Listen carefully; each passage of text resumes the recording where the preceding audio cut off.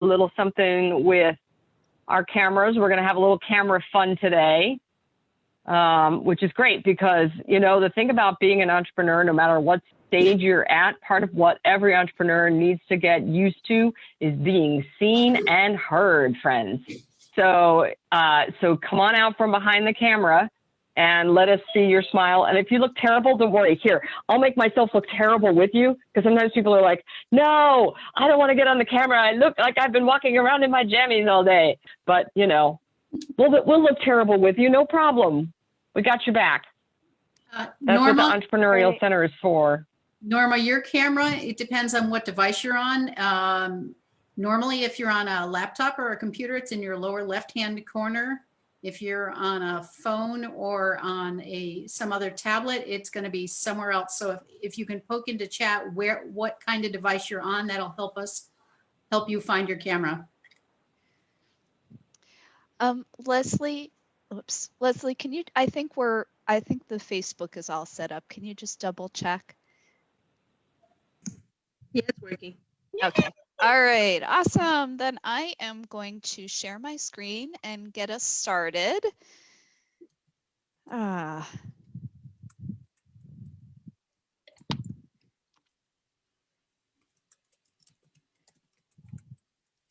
right. Oops.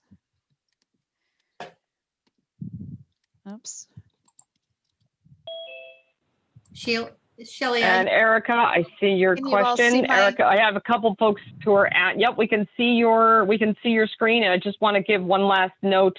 I had somebody in the chat asking if they could stay even though they don't have their camera on, and the answer is yes, please do. Yes, yes, yes. Absolutely. Please do. Absolutely. Well, welcome everybody to the Women's Business Center. We are very excited to welcome everybody here. My name is Shelley McMillan. I'm the Marketing and Technical Assistance Program Manager. I am going to give you just a quick introduction to our center, and then I'm going to turn it over to Milena Irwin, our Program Manager of the Women's Business Center, so that she can introduce the three lovely ladies that you have come to see today. So the Women's Business Center, first of all, we're very excited. March is Women's History Month, and so we certainly, this is one of our favorite months of the year, all about women. Oops. And so this is part of our programming for that today.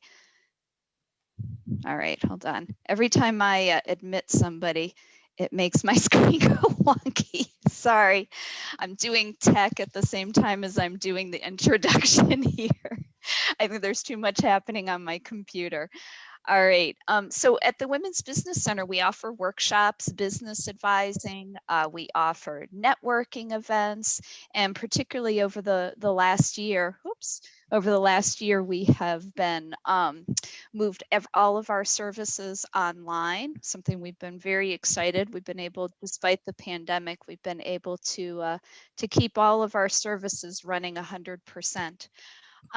We have numerous webinars coming up. Oops, sorry, hold on a second. Shelley, I have the door. I can let people in. So can you let people in? Oh, thank you. Thank you. It's making my it's making my screen go a little wonky here. Okay, so we also have business advising. We offer free business advising. And those are all online appointments right now. So if you need help with anything from financial planning to business planning, marketing, we have technical assistance programs. Please reach out to our main email at entrecenter@hartford.edu, and we'd be happy to talk to you about setting up a free business advising appointment. And we thank our sponsors. And we also have, we will be live streaming this on Facebook today.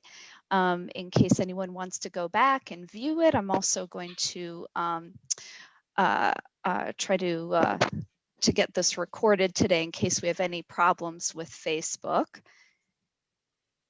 And at the end, we're going to post a link to a survey. So if you could please take a moment at the end of this class, and we'll put that in the chat. All right, and I am going to stop sharing and turn this over to Milena, who I see did jump on. Oops. So Milena, can you? Oops, I believe Milena's here. I am there here. You are. There Welcome, you are. Take it away. Good afternoon, everyone. Thank you, S.C.A.L.E, and apologies for jumping in late. I just want to welcome everyone. Thank you, S.C.A.L.E, for the introduction. My name is Milena Irwin. I'm the program manager of the Women's Business Center, and I'm so happy to be welcoming our speakers today. You know, both the Boulder company and Selling with Service have been friends of our Women's Business Center family for a long time now. And I'm just very excited about what we have planned for you together with them, mostly them and me supporting you. So just really wanted to welcome my friends, Ellen, Jenny, Liz, and thank you so much for putting this together. I believe that this will be a valuable and great addition to all our other programs. So just welcome, thank you, and take it away. Jenny, I believe. Thanks, Milena. Thanks for having us. We're so excited to be here. I'm Jenny Drescher. I'm one of the principals at the Boulder company. And as Milena mentioned, we have been friends and also clients of the Entrepreneurial Center for several years. And if you are new to the Entrepreneurial Center, I cannot say enough about the difference that being engaged in their programs will make for you, because we would not have grown as rapidly as we've grown without all the amazing support and advice and opportunities and connections that we've gotten through our relationship with the center. So it's a unique opportunity at every turn to be able to engage with other like-minded folks, other folks who are saying, yes, let's build a business, let's make stuff happen. So I'm going to invite Ellen to say hello and introduce herself, and Liz, and then I will walk us through a little exercise so we can warm up our entrepreneurial mindset a little bit. So Ellen, would you care to say hello, please? Sure. Hi, everyone. My name is Ellen Feldman Ornato. I'm one of the founding partners of the Boulder Company. We've been around as an entity here in Connecticut since 2015, and our anniversary is coming up. We're really excited about that. And, you know, we've grown from an organization that when we started delivered training for individuals to individuals who are now training and doing major initiatives within corporations. And as Jenny said, a lot of the reason that we've grown is because of our alliance with the Women's Business Center. As recently as this past March, when we contacted Milena and she said, call Headco in Hartford. I heard they're doing bridge loans for organizations, and that funding that we received from Headco was one of the reasons that we're here today. Because all of you know, it's been a tough go with the pandemic, and so we're here today to give back and to also talk with you about, you know, the realities of growing a business in this environment. We are committed to making it fun, engaging, and something that pushes you outside of your comfort zone to get to the next level within your organization or business. I think that's why we're here, right? So I'm going to toss it to Liz Dederer. And Liz has actually been our sales coach along the way as well. So it's really lovely to be able to introduce Liz and to give her a lot of props, because she also exists in this world to help people build profitable businesses, not just make more money, keep more money. Go, Liz. Thank you. Oh my God, what an intro. Yes, Jenny and Ellen are dear friends, and they've been clients, and you can see their video on my website from back in the day when we first started, when we were wee little business babies. So yeah, I run, my company is Selling with Service. I run the sales school for entrepreneurs, and I don't even know how many thousands of years we've been friends with the Entrepreneurial Center. speaking at the Power and Progress Symposium, where last year I got to deliver my favorite keynote on my birthday, which is, "Excuse me, ma'am, your wage gap is showing." So fun. And that was the last time I got to deliver it live. So that's always a sweet spot in my heart. And I'm just so excited to be here with you all today. We've got some really exciting things to share with you in this program. You know, we are all neck deep in our businesses. No one's better or bigger or whatever than the other. And we're all learning as we're growing. And we're going to share with you some fun and not so fun stories from our own journeys and help you to expedite your learning curves. Don't make our mistakes, go make your own. And from there, who gets it next? I'll take it next. I'll catch it. Threw the ball over to me. I caught your ball. Thank you very much, Liz. So I'm gonna invite everybody to, as entrepreneurs, of course, in your own working environments. I'm making a gamble that you all have Post-it notes somewhere nearby. If you don't, run and get your Post-it note. You only need one. So go get a Post-it note right now. Angel, I see that you are in your car. So your Post-it note is going to take the form of your thumb, my friend, or, you know, whatever you have in your car. If you have a napkin or you have something else. And as soon as you have that Post-it note, here's what I want you to do. I would like you to take your Post-it note and cover your camera lens so that we're going to end up with a lovely little screen full of everyone's different colored Post-it notes. Hi, Latoya. Glad you could join us with your smiling face. You can also, since you're in your car, you can use your thumb as well, just like Angel's going to do. So just find whatever you have nearby to cover your camera. Anything you have, a piece of paper, whatever you may have is perfectly sufficient. Leslie, you can just use your hand if you want. That's perfectly fine. Great. So, I see Olga. Great. We've got a wonderful group of people joining us. So this is a little exercise just to help us get our entrepreneurial brains on. Ellen and Liz and I are going to ask you different questions.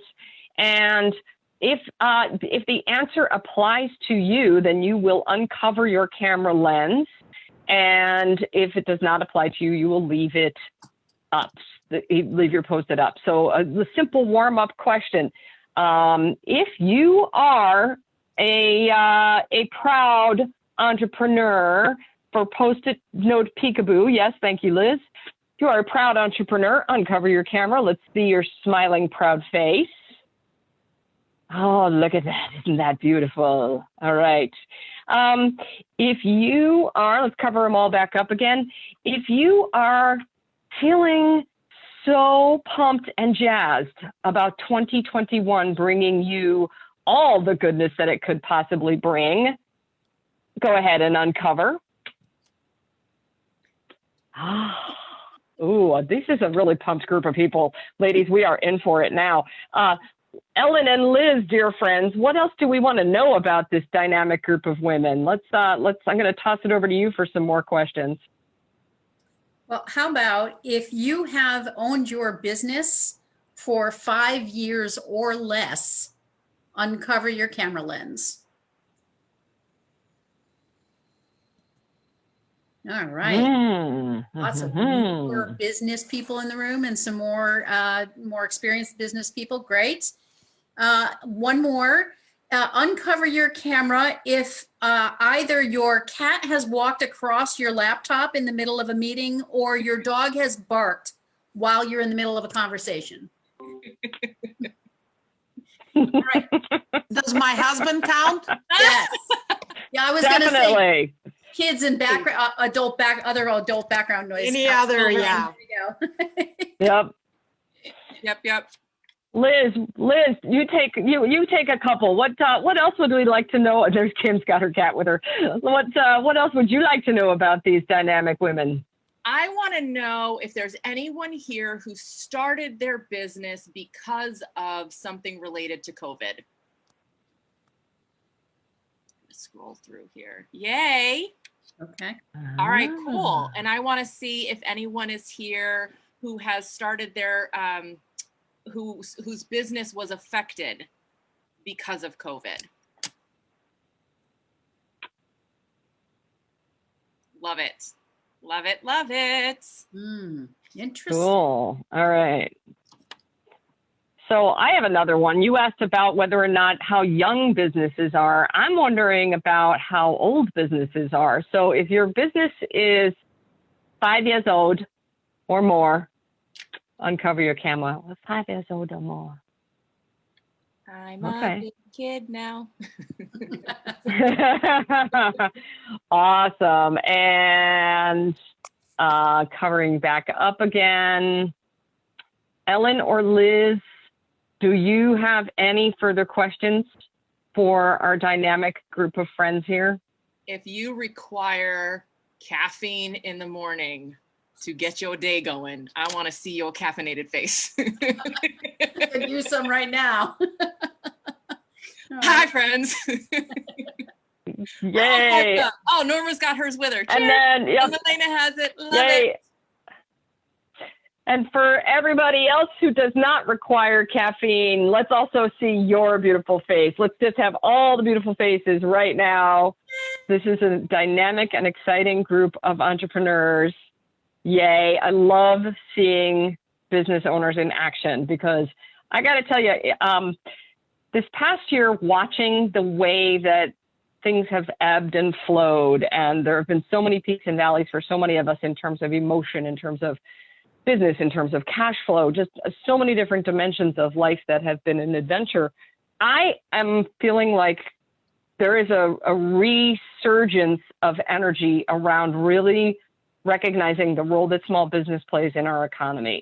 Does anybody else feel like that? Like, go small business, because I look around my own neighborhood and I see people,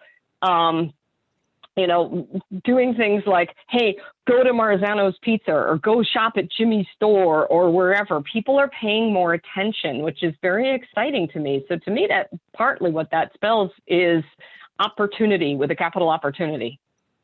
So part of our objective today is to give you some core information for things that you can be thinking about as you're navigating 2021.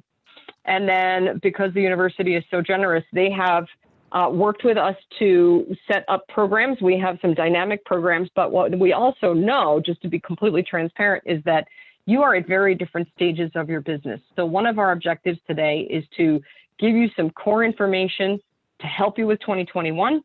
And another one is to give you an opportunity by way of the university to support you in figuring out what are some of the most important things that I need to be attending to this year, because Liz has an offer for you and we have an offer for you, and not everybody belongs in both programs. Because, I mean, if we could take all of the programs the university offers, we'd all do all of them, wouldn't we? So, Liz, Hi. Ellen's got a slide for us, and maybe we can answer the magical question that drew everybody here in the first place, probably. Well, maybe not, but. Is it the question of why are we all so fabulous? I don't know that we can Oh, answer. yeah, that was the other important question, because everybody in this room is fabulous. I know.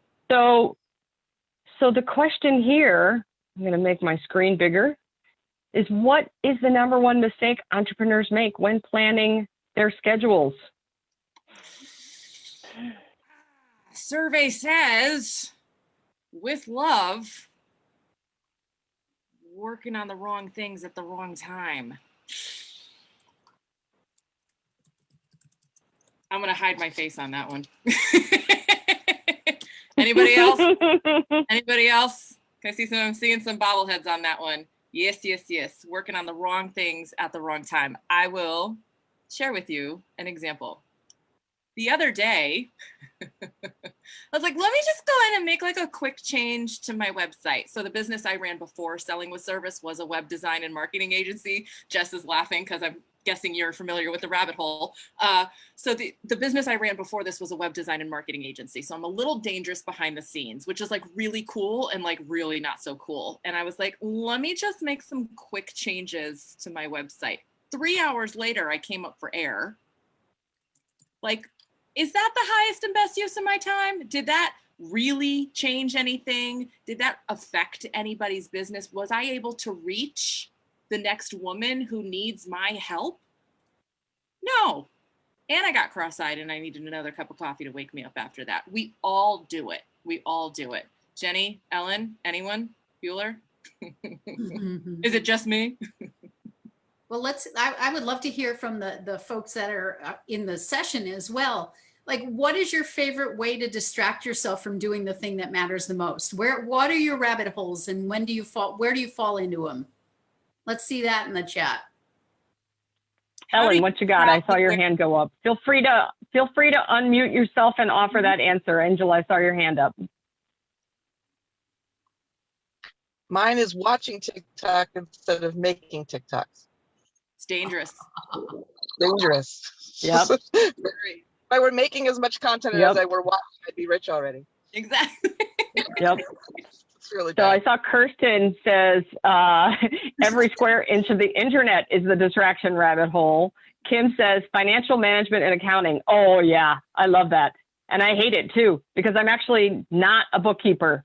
I'm a facilitator by trade. But what do? I go in and I play around with the lines in the Quickety books to make sure my chart of accounts is just so.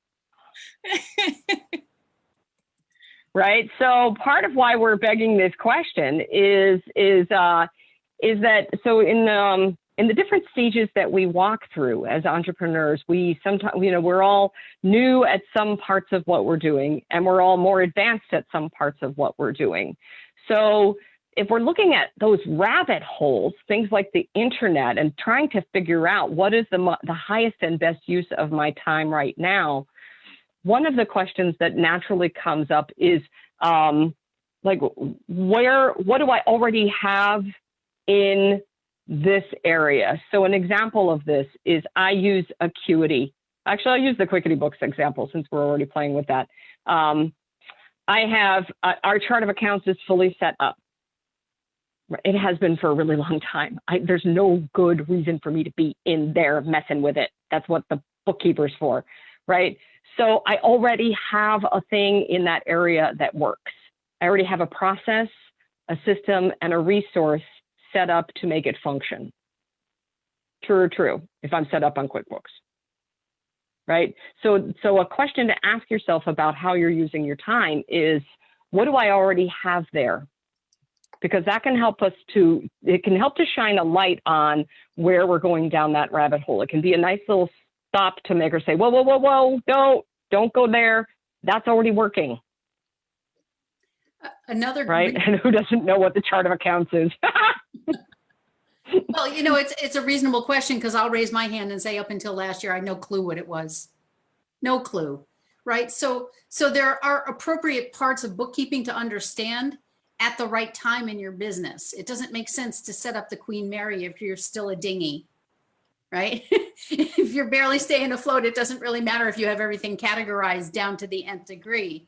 One of the places that I personally have lost a lot of time and energy, and raise your hand if this works for you, is either attending online meetings because I thought they were good networking events, or back when we were in person, going out to a lot of networking meetings, coming home with just stacks and stacks and stacks of business cards that I never took any action or follow through with. Can I hear us say amen? Right? Like, there was somebody that Seth Godin, I think, was the one who said, if you look at your list, if you really sat down and critically looked at who you already know, you have $1 million business right in front of you. So how much energy do we expend networking and trying to build more people that we know on LinkedIn, when in fact, if we just really meaningfully connected with the people we already know, we could probably have a bigger impact on our business. So that's a big one for me. Guilty as charged, right? Or just guilty. I also saw, Ellen, to your point, I saw Jess made a point about Facebook being a rabbit hole until recently. So that's another sort of dimension of what you're talking about, is sort of the LinkedIn, Facebook. If we're asking the question of what's already there, and using that as a tool for reflection about whether or not we're spending the right emotional and energetic and focus currencies in the right places, right? As opposed to this doing the wrong thing at the wrong time. Articulating my thought a little bit here, the question maybe that can go with that is, what am I hoping to gain right now by doing this? Right, Liz, I saw your hand grab a point. Yeah, I'm going to toss that to you. The reason one of the reasons why we do this, right? I think it's important to recognize, and I didn't tee up the number one mistake with the, you're not going to fix it, just acknowledge it, right? We're not here to fix those things. It's to notice them because they're never going to go away. We love busy work. We love TikTok. We love all the things, right? Shiny squirrel. What's important to recognize is really when it's happening and how you can best recognize when it's happening, because we can tell ourselves, this is really important stuff. This is really busy. I'm working right now. It's a function of, in the absence of clearly defined business model and metrics, sales plan, this is where the squirrel gets really big. It's actually a big fear squirrel that's like, I need to be doing something right now. So I satiate that inner employee in me that needs to look busy at all times, when really I'm an entrepreneur right now and I don't need to be busy at all times. I need to be focused and productive. It's a whole big energy shift, whole big way of operating from how we've been conditioned, trained, blah, blah, blah. That's another TED Talk for another day. But in the absence of clearly defined goals, metrics, business model, that's where these shiny objects can become really, really deliciously shiny. And this ultimately comes down to, business plan is like the most unsexy thing. I get it. So I'll say like sales plan. It's a little sexier. Money map. Anybody? I like it. Money map. I like money map. Money map. I kind of like money map. That's way sexier than business plan. Business plan. So Yeah. One other thing that jumps out at me, Liz, from what you just said is, as you're thinking about these ways that you distract yourself from being on point to either driving sales for your organization, developing content for the, whatever it is that is the most meaningful thing you could be doing right now, part of the question under that is, should somebody else be doing this work?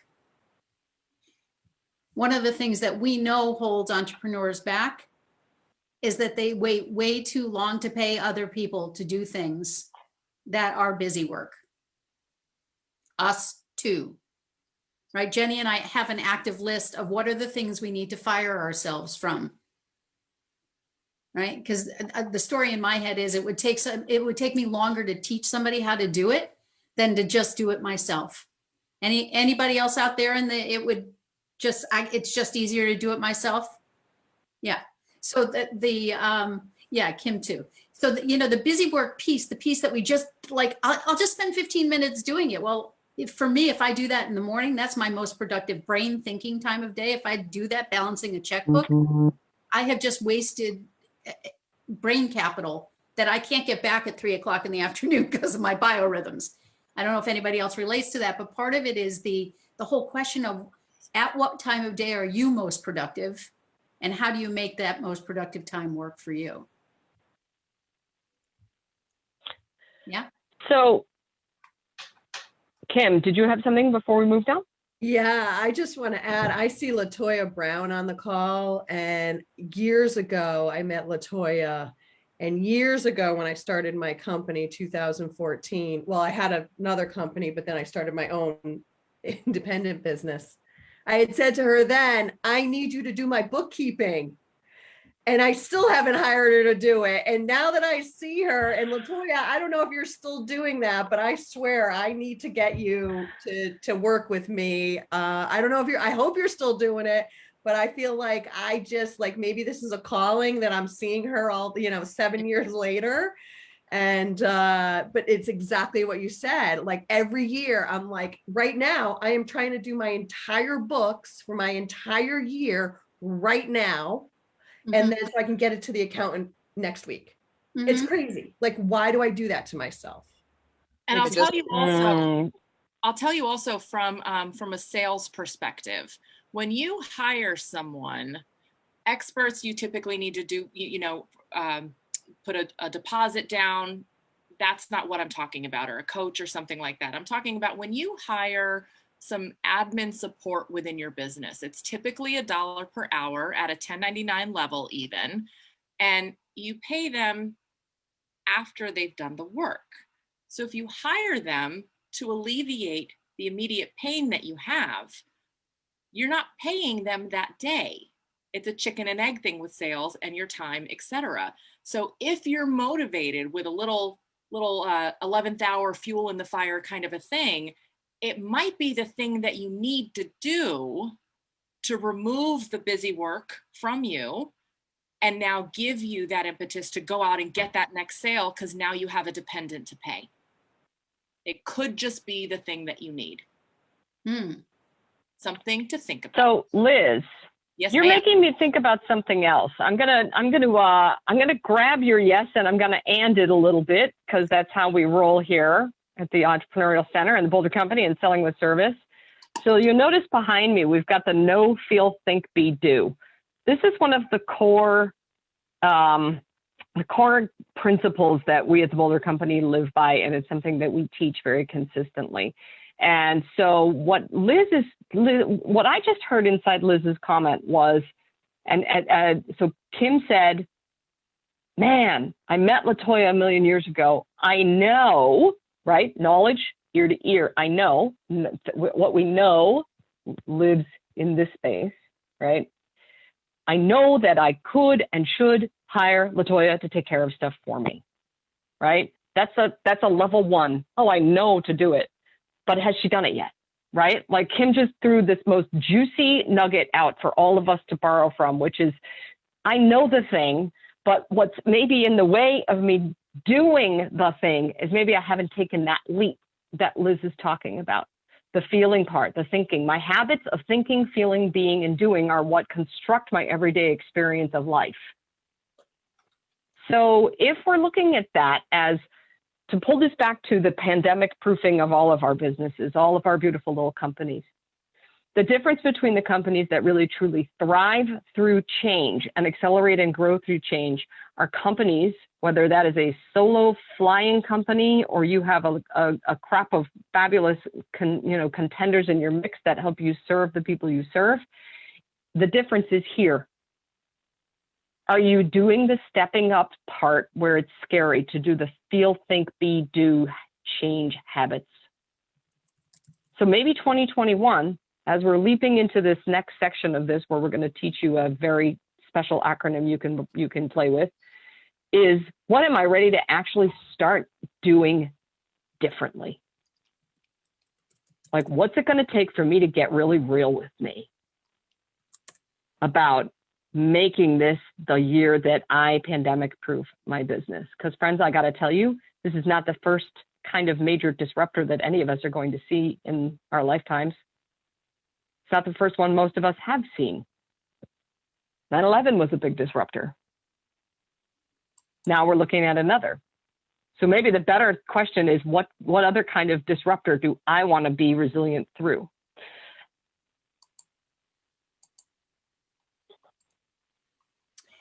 So we put together Liz, I'll toss this to you in a second. Liz is the queen of acronyms. And so we were talking through what are the 5 things that entrepreneurs need to know and master about their businesses. And there are different ways to know and master this at different points in your business. But we're going to go through this acronym that we developed called S.C.A.L.E and go through the different points for you. And hopefully you'll take something away that you can immediately implement in your business. So Liz, you want to take this off? Yeah, and as we're going through, just kind of see which stage you fall into. It's 5, so it's going to be, you're going to fall into one over the other. So when it comes to sales in your business, at the earlier stage in your business, this is everything. The purpose of a business is to create a customer, period. I know we love the busy work, and I know we love all the things, and I love how Jenny said the Quickety books and the book of faces, and all, you got names for everything. I'm the acronyms, but you come up with the fun names for stuff. We rabbit hole and the tickety talks and all of it all, right? It's so easy. And there are important components to some of that from a brand establishment perspective and blah, blah, blah. And are you doing that stuff for validation? Because you got to prove yourself to someone with love? The only thing you need to be doing at the earliest stages of business is getting your next customer. I can keep going on that one for days, 17 days, 25 days, lock them all in a room. Let's keep them here talking about it. That's the biggest important thing. As you're more established, you'll have a sales process. You'll know who the thing is that's going to buy at what point in their stage of business life, etc. You will know as you're more established what that entire sales conversation needs to look like, from where you found them to where you acquire them to how you serve them. You will have an idea, and maybe it's not perfectly laid out in a beautiful brochured process. Maybe it's not, clearly articulated, but it's in, it enough here. That's the biggest place where it needs to be. Once you know your sales process, that's where that thing we were just talking about comes into play, that maybe it's time to consider the possibility, if that's something you despise doing and it's not your highest and best, maybe that's something you consider to step into leadership and let someone else take over parts or the entire process. Because if you know your sales process, you know that there's 1,000 moving parts in it. Some require more left brain than right brain. Some require you to be more extroverted than introverted. So you pick and choose what works best for you, but at a more established versus the emergent phase of your business, you're going to know some of those things. And I would say we can't say enough. And when we talk with business owners, it's how clear are you on the service that you provide, the product that you provide. I will say for Boulder Company, when we first started working with organizations, we were like, we work with this type of business and this type of business and this type of business. And we had 19,000 different types of businesses that we worked with. And it really took us a while to realize that what we offer is a suite of behavioral change opportunities and learning experiences for leaders, regardless of industry. And it was more about the outcomes that we were helping organizations create with the skills and behaviors that we were teaching. So the way we described what we did changed. And I would estimate that we've spent, in terms of hours, probably 50, 60 hours in conversations and working with consultants to refine and refine and refine. And if you haven't taken that time to figure out exactly what it is you sell, you wind up being in that land of being commoditized. In other words, that you're selling the same thing that everyone else is.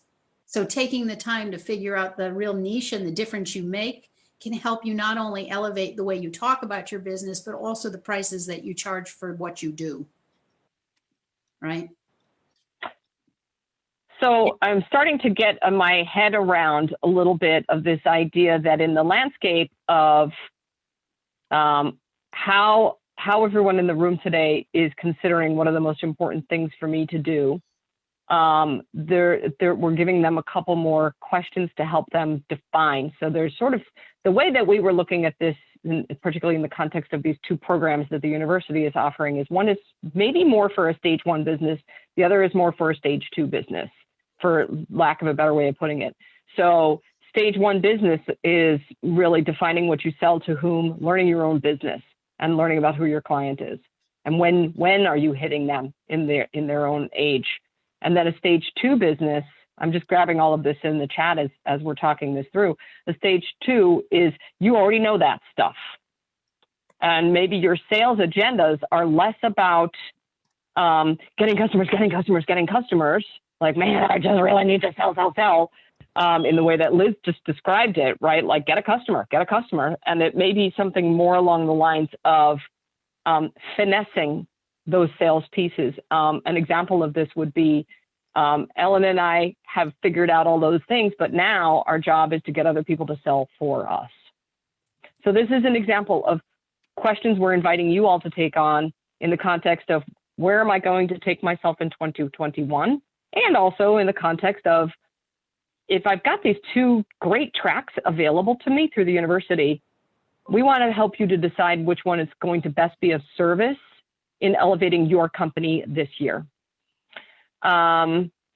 So communicate. Let's move on to the second C in our scale. Liz, I'm going to toss the ball back over to you about communication. When you're in the earlier stages, early versus kind of established, right? Stage 1, stage 2. When you're in the earliest days, I like to just refer to like the first 1 to 2 years, really at minimum, you're working on getting paid to do market research. That's what your sales funnel and process really is. It's paid for market research to figure out what it is, that thing that what do you do here? Did you want me to talk about communication? You think I can do all the words in the right order? You need to speak clearly about the thing that you do. In the early stages, it's really figuring out what you do, what problem you solve for whom, all the things that we talked about in that sales process. And when the communication comes in, this is really how are you communicating with prospects? Who are your prospects? More importantly, how do you introduce yourself at networking events? Back when we're going to get back into the world and you can go places, see people and do things. When you're online networking, when you're connecting sidebar here, there's other women in the chat that you can connect with here. How are you introducing yourself? What are those words? You're figuring that out, right? That's the stage where your focus is not on clearly defined marketing language. You don't have enough data yet to know that. Your communication is all about how are you communicating with your client, your prospective client. That's where the area needs to be. And that really comes down to strengthening your sales skills. That's the number one thing you need to be focused on. And this is coming from someone whose business before this, like I said, was a web design and marketing agency. And I'm the first one to tell you that needs to come after you know what it is to put on that page. And that comes from getting information from your clients, the people who have paid you money to solve a problem or do a thing for them, period. That's the early stage of communication. It starts, that never goes away, right? We're always learning and growing and developing and evolving, and we have to. That's how you're going to scale. That is a muscle you need to build early and maintain often, period. And as you continue to grow and start to let go of things, another fun communication thing starts to bubble up. Jenny Ellen? Yeah, it's the need to communicate your wants and needs to people who work with and for you, right? So to the extent that you know what it is that are the things that are your priorities and the things that you want to get done through others, communication then becomes the most critical thing. And we have, we hired somebody to work with us on a part-time basis, and we were not clear about what her priorities were going to be. We fell down on that. And so we wound up paying a phenomenal amount of money to somebody to do things that were important to her. Because when Kim's going, Kim, I just keep seeing your head in my screen. I should rotate my pictures so I see someone else, even though I love seeing you here. And Latoya is nodding too. She's like, right? I've been, and raise your hand if you've made that mistake. Just by show of hands, let's see who's made that mistake. Yeah. Oh, a bunch of people have made that mistake.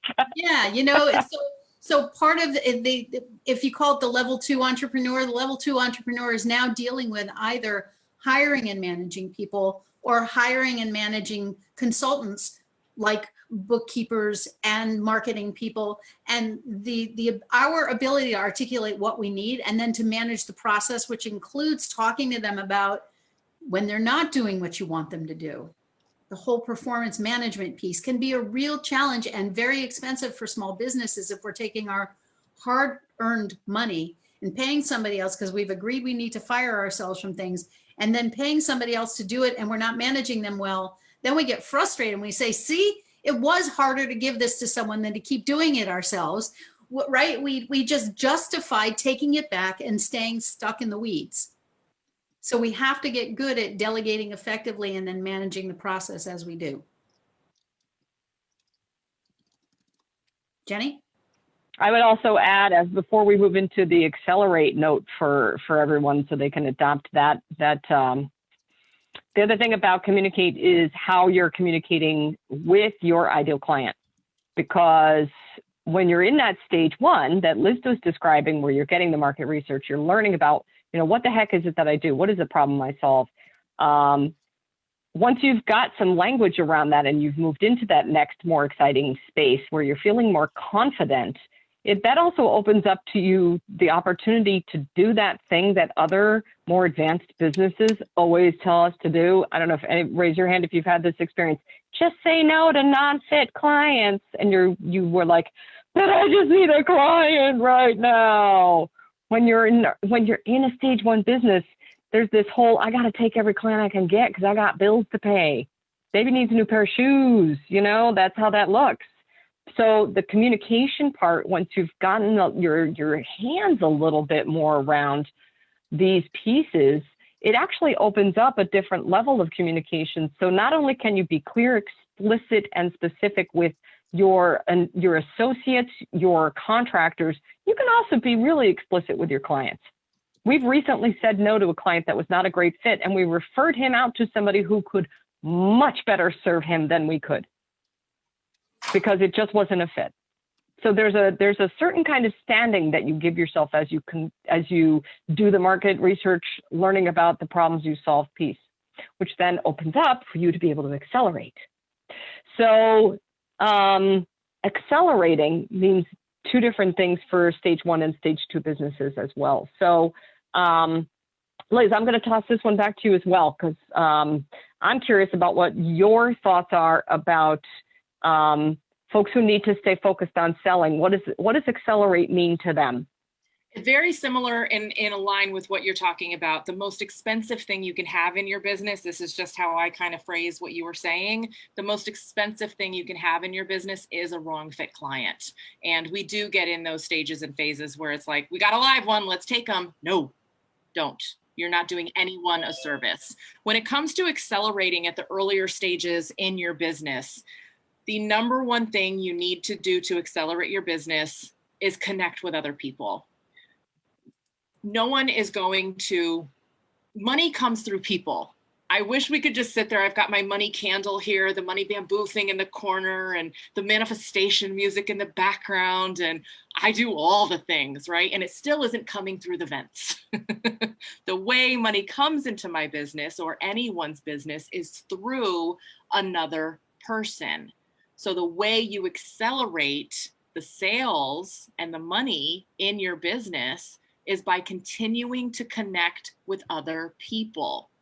And not every person is going to be a client or a customer or will directly lead to a client or a customer. So that doesn't mean that it wasn't a valuable relationship interaction exchange. Part of the acceleration phase comes to starting to recognize what your non-sales victories are. Think about when you're losing weight and that scale won't budge, but the pants are a little bit looser. That's a non-scale victory, right? A non-sales victory is they didn't become a client. They led me to an introduction, but that person wasn't a client, but it was a new networking tribe, a valuable event to attend where I get some business training, because that's essential to business growth as well. A new business bestie. I got booked on a stage, a podcast. I got invited to contribute to an article, a blah, blah, blah, whatever it is. All of those things, the earlier you start to recognize and quantify those in your business, it feeds the momentum train, which helps you to accelerate the continued growth of your business, because now you start to see that even though that conversation didn't directly feed your bank account, it planted a really big seed for down the road that's going to be a lot easier to nurture and tend to, that will ultimately give you clients. When you're in it for the long game, which we all are, we're not going anywhere. We're all in it for the long game. You need to equally be focused on how you're going to eat today. And you also need to think about how you're going to eat next month, next quarter, next year. All very critical activities to start quantifying early in your business.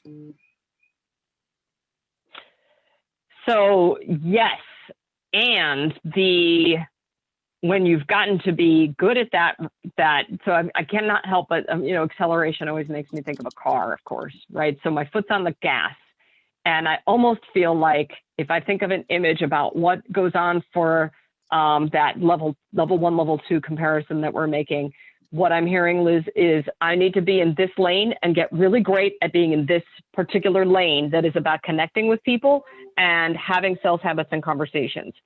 So the accelerate, if you've moved on and you're in a second stage business, some of that acceleration lane, some of that acceleration process is in what we would call letting go to grow, right? So you need to put your foot on the gas in the letting go lane. So Ellen used the phrase before about how we are trying to fire ourselves from some things, because Ellen and I, we need to fire ourselves if we really want our company to scale and get bigger. We need to take ourselves out of a lot of activities. So that's a lot of letting go. And if I use that car analogy some more, that means I got to shift lanes. I got to make sure I've got somebody else in that lane. I have to have somebody else who's doing some of that kind of repetitive activity in the lane that I've already spent time getting good at. Ellen's already spent time getting good at. And we need to learn how to be driving in other lanes. Right. So letting go to grow may also be where you need to be right now in terms of what's going to take you. What is the pedal that you need to be stepping on the most? That's going to be different for every company. So that's just an example from our world. But I'm going to pause here for a quick second. And I want to ask the group before we move on to leading and expanding real quick, what's coming up for you around all of this in terms of places where maybe you need to accelerate? And you can feel free to unmute. Let's get a couple of comments. You can throw your ideas in the chat of where do you think you need to be accelerating right now? Well, I just had a really good thought as you were talking about the lane switch.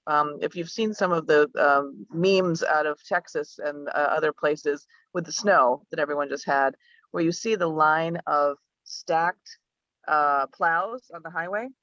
So it's kind of like this angled line of plows moving the snow. And I think to myself, okay, so if I'm starting in the slow lane, but I need to shift lanes, I need to put another plow in the snow, the slow lane behind me so I can move over one.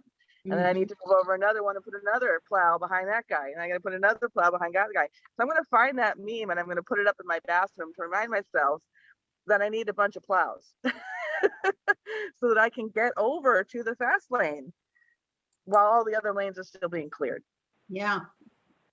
I love that. I love that. It's such a universally, so I hope everybody heard that loud and clear and is making a big fat note about it, because that is such a great image to say, okay, what are the plows that I need?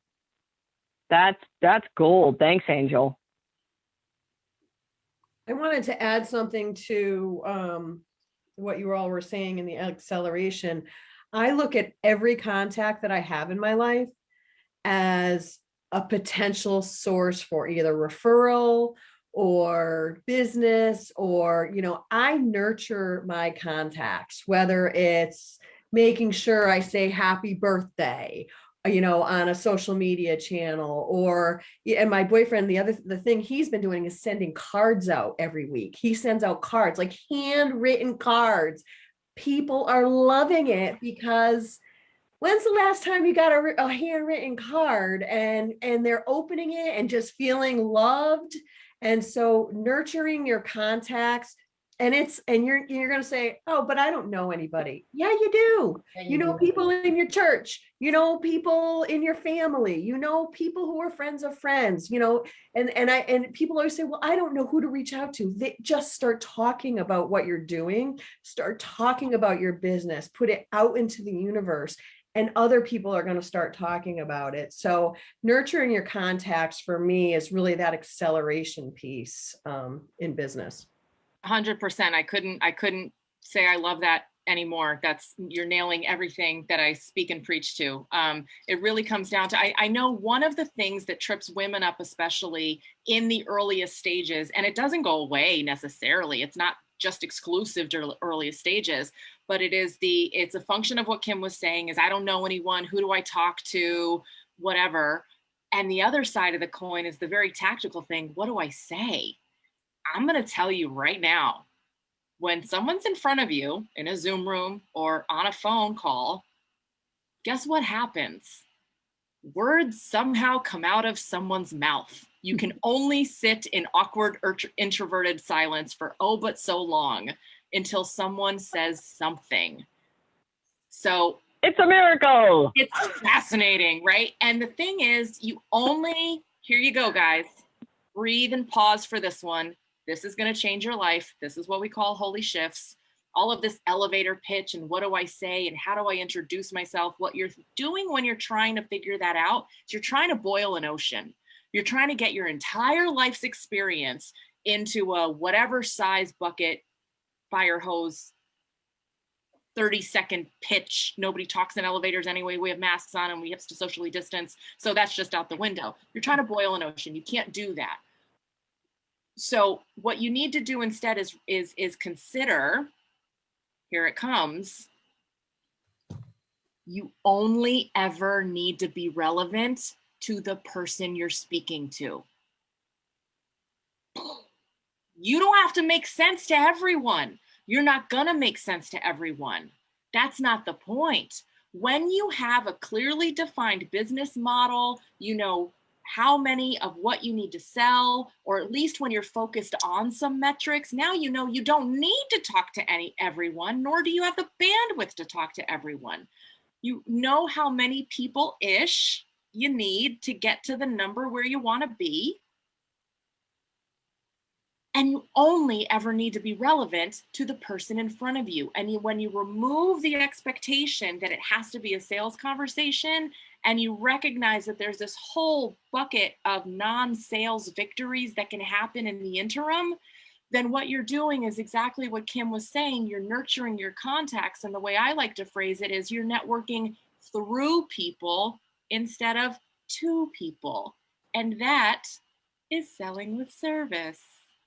Liz, you are making me think about our L, right? So everything you just said made me think about our L, which is lead. It's our next step in our S.C.A.L.E process that all the ladies are going to hopefully run away and play with and get wild with. Because when I hear you describe that, it makes me think of my job is to show up as the best leader that I can be for the person who is in front of me. Mm-hmm. So sometimes the person who's in front of me is my whole team, right? So if I look at my dear friend and partner in crime here, Ellen, sometimes my job is to lead Ellen. Sometimes Ellen's job is to lead me. When we are working with our whole team, or we are working with the teams of our clients, then our job is really to stay fully present with them and lead from what's true for us, lead from what is the purpose that drives the Boulder company, lead from that authentic space. And when you're a second stage business, part of what goes with that is really cultivating your ability to do that. Because doing that for yourself is one thing, doing that for others is quite another thing. That's what leading is about. I mean, yeah, we can lead ourselves. But if you're going to take a team, whether it's, I mean, we don't really have employees now, mostly we have just contractors. We still have to lead them. Mm-hmm. When we're working with groups, like we work with engineers a lot. So we have these groups of engineers and we're trying to support them in the content areas that we might cover, like presentation skills or emotional intelligence, for example. We're great. It's all well and good that we're working with them in that teaching mode, but our job is also to play leader with them so that they know how to lead themselves. So leadership on multiple levels becomes the most important word of the day when you become a second scale business, because you have to lead in many, many places. You have to be the one who's out in front. You have to be modeling the thing you most want from others. And so leadership really becomes just an absolutely critical factor when you're ready to go from this size to this size to that much bigger. Liz, what does leadership, do you think, mean for our first stage clients on the phone today? Yeah, and I can't emphasize what you're talking about enough. Really building that leadership muscle of other people is extraordinary. And I'm a 20-year entrepreneur, 5 businesses under my belt, and it's still something I need to work on every single day. It is not easy, especially as women. We are nurturers. We take care of others. Leading is tricky. It is. I'll finish on that. When it comes to the earliest stages of your business, when you're building that sales muscle, doing your paid for market research, understanding who your people are, figuring out what the words are that are going to come out of your mouth, where you need to be leading, you need to be leading your client, your customer, right? This is where we focus so much on getting them. Sometimes we forget about what that process needs to look like once we have them. An onboarding process is critical, especially when you're in a service-based business, right? An onboarding process is critical. Even if you're in a retail setting or you have a product-based business, that how you're packaging your services is so critical. So you're leading your clients to the results that you want them to have. And from a sales perspective, you're leading people into your world. So it's kind of dual. You need to find the people to lead them into your world, and that is leading, right? That is leading them through a process, leading them through a conversation. And then once you have them, now you are the expert, right? You've been the expert the whole time. Now you're leading them. They're trusting you with their everything, their business, their health, their whatever it is that you're working on with them. And now you're leading them through a solution. A well-served client is we know this, a well-served client is your biggest pot of gold. They're going to feed you energetically. They're going to feed you financially. They're going to feed you other people. They're going to be talking about you in rooms you've never been in good ways, good gossip. We like that. That's where you're leading your person in the earliest stages, always, but that's your 100% focus in the earliest stages. And in that second, So that's also, yeah. Oh, sorry. Go ahead, Elle. I was going to say in that second stage, it's all about how you take those skills that you've developed in the first stage and start communicating that effectively to the people you're leading, right? This is where you start to transfer from I'm a solopreneur to I'm leading a team. Maybe you're becoming more elevated as potentially an expert in your field. So now you're looking at how you're communicating your message out to the world, which leads to this next conversation and the final one in this acronym, which is, at what time do you expand? What does expansion mean for you? And so part of the question is, if you look at where do you want to be at the end of 2021 financially, what will it take for you to get from here to there? But don't limit yourself to that conversation. Where do you want to be at the end of 2023? We're in an uncertain world. So saying, where do I want to be 5 years from now is more sort of, I don't know, I can't even figure out next month. But 3 years from now, do you want to triple your income? Do you want to quadruple your income? How many people might that take? And Liz taught us this discipline of, if I want to reach this number, what does that mean per month? And what services do I currently offer? And how many of those do I need to sell? Which helps you get much more focused on how to expand your business, because Jenny and I did an analysis at the end of one of our years, I think it was 2018, and some of the things that were the most labor intensive for us, by the time we got to the end of it, it was like, would you like fries with that? I mean, we were making so little money based on the amount of time that we might as well have had a very different job and not gone through all of what it took to own our own business. Whereas other things were incredibly more profitable and we weren't focused on those, right? So part of this ongoing process, how you expand your business, is what's the highest and best use of my skills? What's the highest and best use of my team? What are the high value things that we offer, and how do we expand on those? Which of course is, I'm just going to add to, sorry. No, go. No, so I was just going to say, the other thing that you just made me think of, that we've been doing this past year as we've been expanding, and I'll say that this was something I didn't necessarily think was going to happen in 2020, was we really had to expand our vision.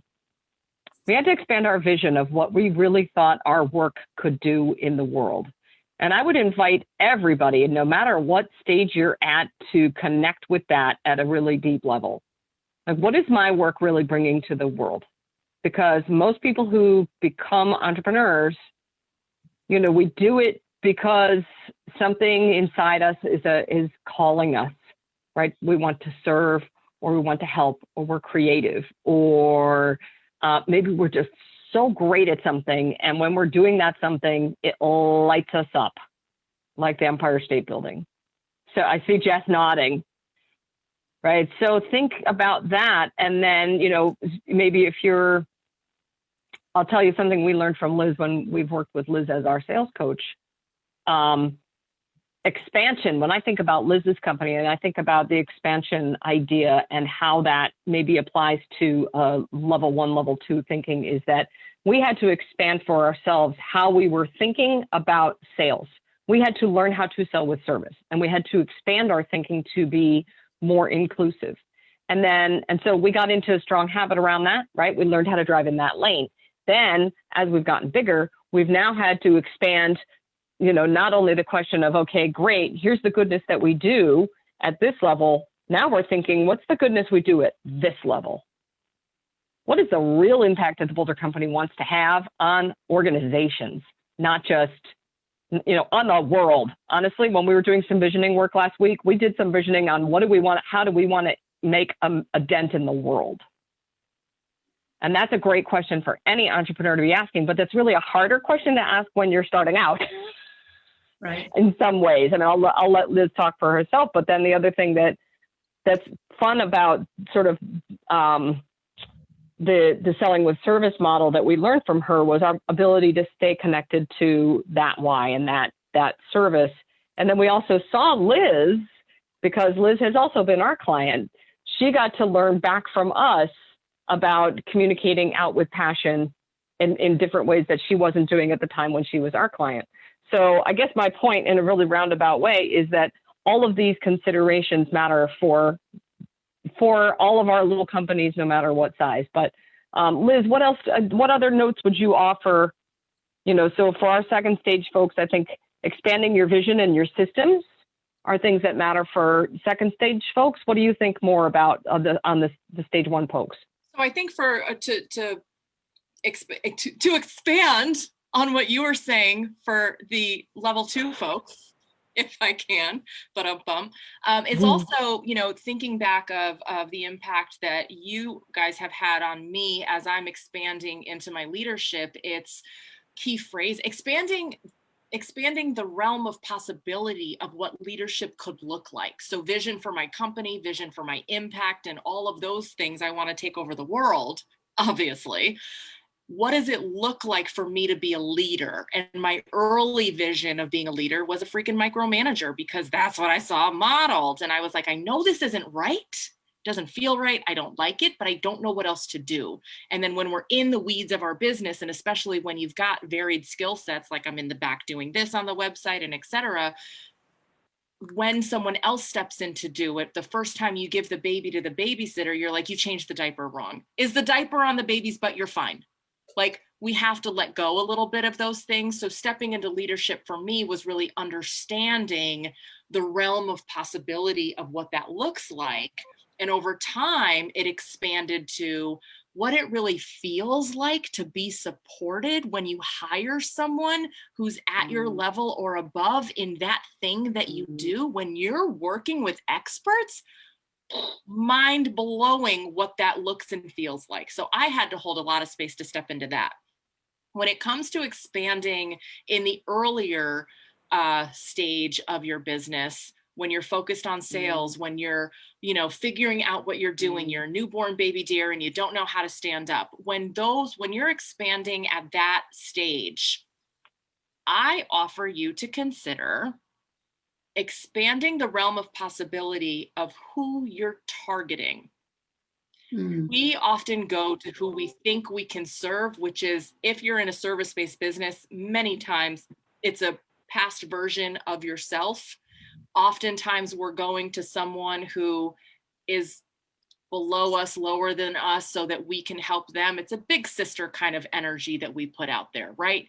Mhm. We don't think that someone who's got it and someone who's got it all together and who's running the big thing would possibly need our services, would possibly need our support. And what we do is we start to play a different game of small, which contributes to the busy work, which contributes to the franticness. So I offer you to consider, happy to help you with this too, to expand the realm of possibility of your genius and who really can benefit from it. And it doesn't mean that you have to go after those people. You get to choose. It's just to consider the possibility that the people you're thinking of might not be the only people that you can help. And in the words of Jay-Z, I can't help the poor if I'm one of them, so I'll get rich and give back.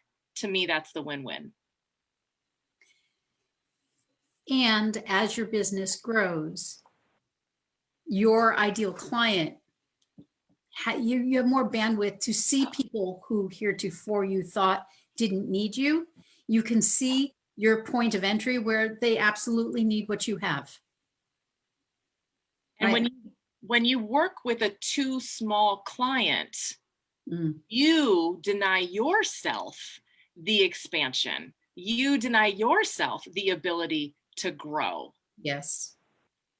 If my clients aren't succeeding to the next level, I don't get to push them, and I don't get to push myself to figure out, how do we develop their talk? How do we get them out now they're ready for podcasts? How do we start to refine their client process because now they're getting more clients? How do we start to grow and scale them to the next level? I don't get to push myself to play with them at a higher level if I'm not going after people who have the grit to get to that next higher level. Mm-hmm. A rising tide lifts all boats. Yep. So I'm curious to know, and everybody can feel free to, if you have a question, a comment. This is fairly new adventure, this S.C.A.L.E model that we're working for, and we would love to hear from you about where this is resonating for you. What are you going to take and play with? Like what? So we've got a S.C.A.L.E model for you here. So what are you going to start using right away? Sell, communicate, accelerate, lead, expand. What are the things that are most important for you to really accelerate and grow through 2021? Because that is where your resilience is going to come from. That's where pandemic proofing your business is going to come from. Let's hear from some folks. I'm just really excited that I'm in stage 2. Because for a long time, when you're in stage 1, you feel like you're never going to get out of there. Mm-hmm. So it's really exciting to hear and have validated back to me my own thought process that, okay, I'm ready to go to some of these higher levels of communication, bringing in different kinds of clients, and also expanding what I'm doing. So it's really good to have it laid out for me so easily. So thank you. That's great. I love that framework. And it's not an either or for sure. So that's a great note, Angel, for us, because it's not an either or. Like there are places in our company where we still have some stage 1 activities and we're like, we need to stop. Mia, I saw you nodding at several different points through this conversation. I'm curious about what's landing well for you. Yeah, so just all of it. First of all, and it's really affirming. I am new to soulpreneurship. I never thought that I would be here. And so it's like I'm just working off of natural instinct, and so then it's good to connect with some professionals who are doing this and to hear, oh, yeah, that's what you're doing. Oh, that's the name for that. But for me, I am looking at how to, expand. I'm learning to sell. I'm needing to connect with more clients, and I'm doing that. I'm also working on communicating, very clearly and succinctly what it is that I'm offering.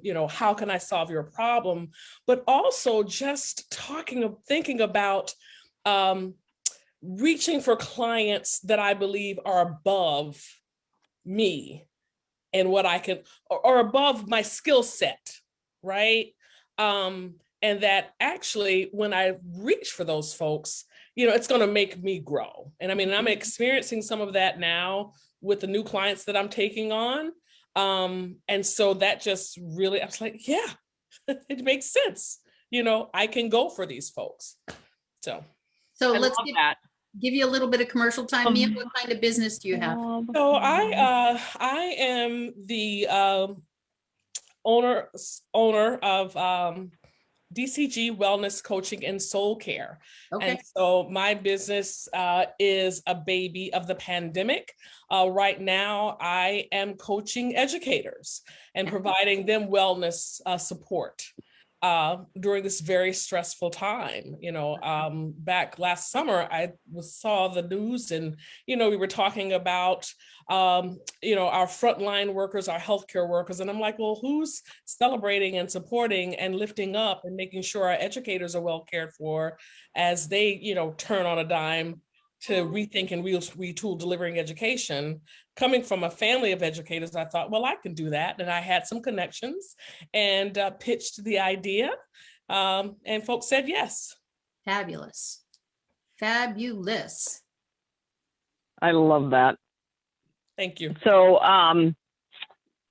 so who else can offer something that they're taking from today? Norma, I've seen also a lot of nodding from Jess and from Norma and from Latoya and Susan. But I'd love to hear from any of you because I keep seeing these nodding and smiling things going on, which always makes me curious what's going on in people's heads. Hello. Right now, I work side by side with someone who's been in, when I say entertainment business, she owns a party shop for 20 years. And we would have never thought that in this COVID period, we would be thinking of moving and expanding. And that's precisely what we're doing. And it's kind of a little scary because we moving into a whole new area of different clients, but exciting at the same time. So I'm taking a lot of things from today. Awesome. Great. That's wonderful. So, and I just want to commend your bravery because stretching into that new realm is a very brave move. And so we have enough time here before we depart that we want to give you a baseline description of what the university is offering right now. So one of the things that we love about Milena and S.C.A.L.E and all the good folks at the university is how much they are just consistently aiming to bring resources to those of us who are these tiniest of businesses to help us to grow. So they've arranged to have Ellen and myself here at the Boulder Company run a class, and they've arranged to have Liz run a class. And everything that we've been covering with you today has been designed, as I mentioned at the top of the class, to help you figure out, okay, if these two programs are running concurrently, which they kind of are, which one is maybe the best use of my time and is going to give me the thing that I need the most right now?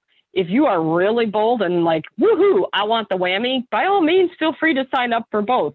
Neither of us is going to argue with that, but we did want to give you an opportunity to understand the distinctions between these two channels, kind of like when you go to a conference, right? You go to a conference and these two tracks exist. So the two tracks that we've shown you are Liz's Dash program, and I'm going to hand it off to her momentarily. She can talk a little bit about the high notes of what you're going to learn in Dash. And then our program is Thrive, which is for resilient entrepreneurs. So that's about really developing your ability to lead. So Ellen, do you want to talk for a moment about it since you raised the screen for us? And then we can just give a little overview of our program, and then Liz can get a little overview of her program, and then you'll all be equipped to say, now I get it. Here's how I'm going to rev up my engine in 21. Absolutely. Thank you. So the leadership program that we've designed with the Entrepreneurial Center is meant to happen over time. As Jenny talked about before, you can think about a thing, but it's not until you start actually doing things and behaving differently that you start to see results. And so this is an opportunity to come to some classes, learn some core leadership skills that will help you move your organization to the next level and to get the most from and with the people you're working with. So it includes 6 classroom sessions on they started on Thursdays at, I think it's 9 to 11:30. And then you also will have an ongoing coaching group that is on the other Thursday in each month, so that you have an opportunity to talk with the people who are in your cohort, your group, about the things that you're dealing with on a week-to-week basis and the challenges that you're having, and also the successes that you're having and the wins that you're having, to be a source of support with each other. And you can click on this link and you'll see the description of all of what we're going to be covering. But the basics are, we're going to help you step up to the next level of leadership within your organization, to help you get the most from and with the people you're working with, to have more fun and more energy in your business, to stress less, and to make more money. That's what we mean by thrive, is stress less, make more money through the people that you hire to work with you. All right. And Liz, you want to take it away? Yeah, I do. If you could just scroll up a little bit more, and thank you for the multitasking skills. You are phenomenon. So I really want to point out what's going on here. This is like beyond amazing that we're able to offer it this way. So if you were to come through my front door, Dash would be $1,500. If you were to go through the Boulder company's front door, Thrive would be $2,500. These are our retail prices. In coordinating with the center, we were able to get the prices down to $300 and $500 respectively. And then because of the COVID funding and support, we were able to do this redonkulous thing, which is meeting you wherever it is that you are. You need the support. You're not going to get the sales if you don't have the sales training, right?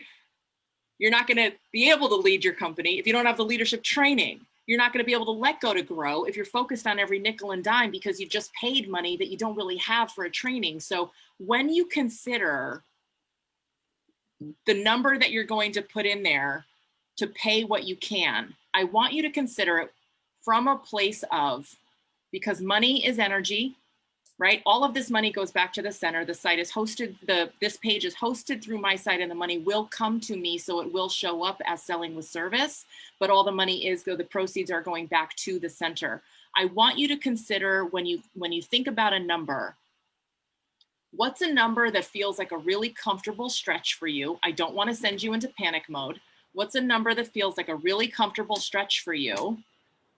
And what's a number that you believe you can get a 10 times ROI on within a year at minimum? Because of what you're investing in this program, what's a number where you think you can get a 10 times ROI? And if you can look at that number that you're going to pay and be like, I can absolutely, I know if I invest in the sales training or in this leadership training with this dollar amount, and it's a personal, you know the number, only we're going to know the number and you're going to know the number. And and Milena, and those are the only people, and Shelly, that are going to know the number. Keep saying names, and this one, but wait, there's more. It's the core crew, right? We're the only ones that are going to know the number. This is a personal decision for you, and there is zero judgment or anything. We really want to be able to meet you where you are. So think about what's the comfortable stretch that you can say with certainty, this is the number that's going to drive me to get it at minimum a 10 times ROI on this investment. That's the place I want you to make the decision from, because we do get weird about money. And that's now, Ellen, if you could please scroll a little bit further. When we get into Dash, a lot of what we're doing to help you develop actionable sales habits. See, It froze. acronym queen, all good. Where'd it go? When we get into Dash, developing actionable sales habits, we will be dealing a lot with what is your relationship to money, because I can give you all the words. I can tell you the process. I can tell you all the things to say, to whom even. I can hand select the person that I want you to have a conversation with, and here are the words to say it. And then when that money stuff comes up and we get weird about it, which we all do, that's the elephant in the room that we need to address. So over the course of 12 weeks, starting on April 5th, we're going to meet on, you guys already know how weird I am, Motivation Mondays, for a training class to go through the core essentials to get you up and running. we're going to have a, get ready for it, follow-up Friday to hold you accountable to developing actionable sales habits. And you get to deal with my weirdness the entire time. I'm going to work with you on a couple core things. We're going to be introducing to you the invisible business model. This is that platform that I was talking about that absent of the numbers, you will squirrel because you don't know what you're operating from. So we'll be working through the invisible business model to really get you set up with that, plus the close clients quickly system so you can say the things, and looking at your money mindset and all of the other jazz that goes into that. Queen of acronym strikes again. I love it. So I'm getting some private questions and definitely want you guys, even though it's a pay what you can, the most important thing in this transaction, if you will, is that you're in the right lane. And if you're confused about or uncertain about, we are all here as a resource for you. So one of the questions I'm getting is, which would you recommend most for a startup? Sales. 100% sales. From developing actionable sales habits, you will be getting paid to do the market research to figure out who you're doing what to and when and how much and when and why and what that looks like as a business. And you'll have some revenue coming in so that sooner than later, we can graduate you into Jenny and Ellen's program if we're doing this again at any point, right? That the goal is from sales, we're graduating you up. So that would be my advice on for an early stage startup, dash. And yes, it is an epic offer. I love it. I love it. It is. It is an epic offer. Yeah. So this is why we love the Entrepreneurial Center, because they make it possible for women to rise in business. This is their magic. So, the other question I see in the chat is, do you only take one of these two? Nope, they run at different times. Ours starts April 1st so the flow, just so you know, if you are feeling adventurous and like, man, I'm ready to take on the world, the flow of ours is 2 weeks on, 1 week off, because we try to make a lot of space. We try to breathe a lot of room into the flow of the program. So what that looks like is one week is a Thursday morning class. The following week is a Thursday afternoon coaching call. The following week is off. So we really try to breathe some room into it so that you can learn these skills, because we're going to cover things like communicating with different kinds of people, being able to learn how to listen for what people need, learning how to adapt and pivot in the moment, which is a critical component of trying to manage this, incredible pace of change that everyone's doing. So we want to give you time to be able to practice those skills and those mindsets that we're offering. And Liz, I think that your flow is, when is your starting date? We begin on the first one. Mine on the is 1st of April, rather. Sorry. Monday, April 5th, and it'll be every Monday. Yeah. Yep. Okay. So actually, theoretically, if somebody did want to do both of those, you could actually arrange your schedule pretty well around both of those, and it would be pretty like, now that I'm saying that out loud, I'm like, I would totally go back into Liz's program again. Right. Somebody to kick so the whole comes to accountability. Yeah. Well, and you'd actually be getting double accountability. Now that I'm thinking this through, you'd start your week off well, and you'd end your week off well, because you'd get a Monday kick, and then you'd get a Thursday kick in the leadership thing. So you'd be really kind of toggling. So that's pretty exciting. I hadn't thought about it. Right. So yeah, if I can interject, ladies, yeah, definitely a way to connect the two. But, based on everything, just make sure that what your priority is now, and if you can handle both and you're at a level that both make sense, absolutely. We've made it so the times themselves are staggered, and there will be no overlap. And if you have any questions, obviously, on one or the other, reach to Liz or Ellen or Jenny. I put my email in the link too, or if you are a client of the center, reach out to your advisor, whoever your best contact is, to just really talk about where you are in your business and what makes most sense. But here's the link again. Part of the information is on the link. We'll have it on our site as well. And we're definitely available over the next, the groups are going to fill up at some point. So definitely available over the next few days, weeks, to just make sure you get what you need. And just coming off of what Liz says, this program was, it's a labor of love for me, because again, I've been involved with these wonderful ladies for so long now.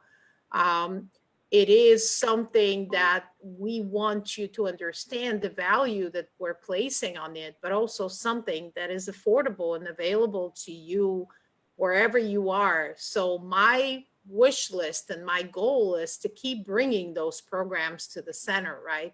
Whether we're able to do that ridiculous COVID pay as you can pricing, we couldn't even do it logistically. So thank you, Liz, for stepping in. Right. But there will be other programs, but just if you feel that that's the right time for you, please don't wait too long. Susan, I see your hand up. Yeah, so from what I'm hearing, it seems like the Boulder company, I can't remember what you call your class, the Thursdays, is a lot of communication and how to tell your story and how to do your sales conversations and that sort of thing. And Liz, yours is more of sort of the logistics of the sales. Is that kind of what I'm getting from it? So they would kind of both go together. They definitely go together, Susan. I think ours goes beyond the sales process and goes to how are you communicating with the people who work with and for you.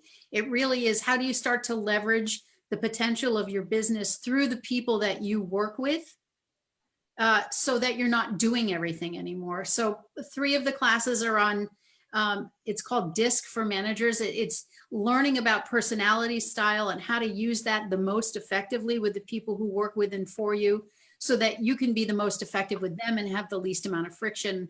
And then the other classes are really about how do you communicate effectively? How do you delegate clearly and effectively? It really is for moving out of being the person who's doing everything to the person who's leading the people who are doing the things, right? It's the key gap to expanding your business, is learning how to let others do things well and making sure that they get them done. Right, is learning how to cause that to happen. Otherwise, you're still in that kind of gerbil wheel thing of you can only do so much. And another kind of, and this isn't an absolute, but from a dollars and cents perspective, I talk about, the entrepreneurial minimum wage being $120,000. Really easy math, $10,000 a month, right? It's enough so that you have a healthy income. Your business is paying for its own expenses, taxes, and all the other fun stuff. And you have some money going into your profitability bucket. $120,000, generally speaking, is where you want to be from a revenue perspective. Obviously, there's variables, of course, with different business models, et cetera. If you are below the entrepreneurial minimum wage, you may consider to double down and focus on sales. If you're comfortable with your revenue approaching at or above, leadership's 100% the way to go. Again, that's not an absolute number. Just again, we're throwing out some different points for you to consider.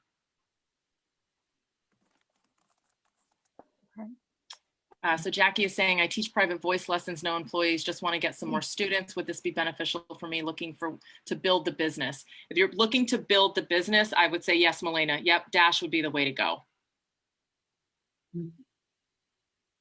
I'm wondering also if for somebody like Jackie, if having somebody else from her organization would be good in the mix, because what I see, where'd it go? Employees want to get more students, so they could, you could potentially have a couple of people in that sales process to learn it. It's just you. Okay. Okay. So that's something to think about for those of you who are in that space of, golly, I want both of these things. You can divide and conquer as well, right? Because you can be having lively conversations. If someone from your group is in one class and someone from your group is in another class, you can be cross-pollinating your learning to one another. I mean, that's what the center is all about, is let's raise everybody's boat. Mhm. So if that's possible for you, absolutely go for it. And let me do a plug for leadership through a different lens. So the world will reopen. We will be out networking again. And every networking group has someone who's at the helm.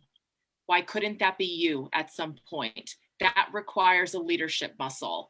I was on the board of the eWomen Network in Connecticut as director of communications, helping to get that off the ground. I was not the managing director, but I was on the board. And I saw a lot of what has to happen from a leadership perspective in order to get independent businesswomen to do what you want them to do for an independent organization.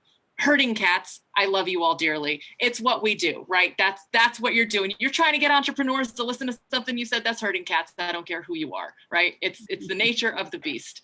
I am now stepping in as president-elect of my NAWBO chapter, the National Association of Women Business Owners, and I'm stepping into an established board of women who absolutely know what they're doing, and stepping into that leadership is a different skill set. So yes, I'm developing and continuing to develop my leadership muscle within my own business, but I'm also learning leadership in my own business. I get to tell people what to do. They work for me, whether it's a 1099 or a W-2. I get to tell them what to do.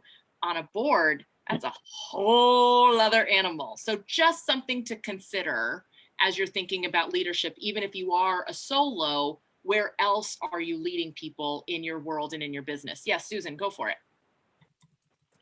So I do well-being, wellness, hypnotherapy, this new thing called TAT, EFT, and there's some women getting together and we're trying to do a summit. And so we're all trying to, we're all trying to work together, even though I'm a solopreneur. That's kind of what I was thinking of. And plus just like the whole communication thing, I was thinking that both might be good. I'm retired. Retired from my old profession. I'm a physician, a medical examiner. So I've done a lot of speaking, but not on this kind of level. I've done more medical teaching. So I'm just thinking both would be good.